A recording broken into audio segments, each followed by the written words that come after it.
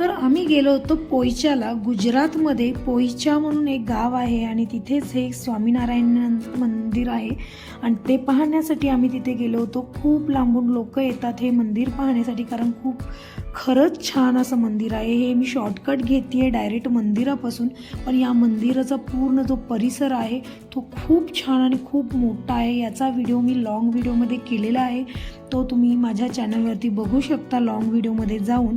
आणि हे मी एकाच मिनटामध्ये एवढं सगळं शूट नाही करू शकत, म्हणून मी थोडं थोडं घेतलेलं आहे.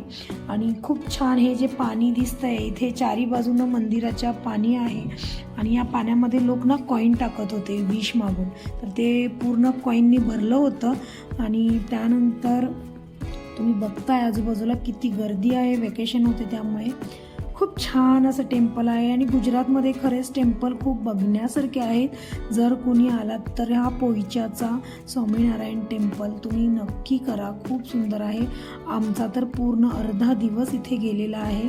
एकच मंदिर आहे पोईचामध्ये बघण्यासारखं आणि ते पूर्ण मंदिर बघायला कमीत कमी अर्धा ते एक दिवस आरामात जातोच.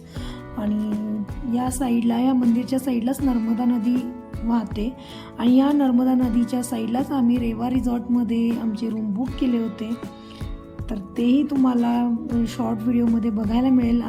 तसेच मुलं त्या नदीमध्ये खूप छान आंघोळ केली, मस्ती केली, हेही सगळं पाहायला मिळेल तुम्हाला.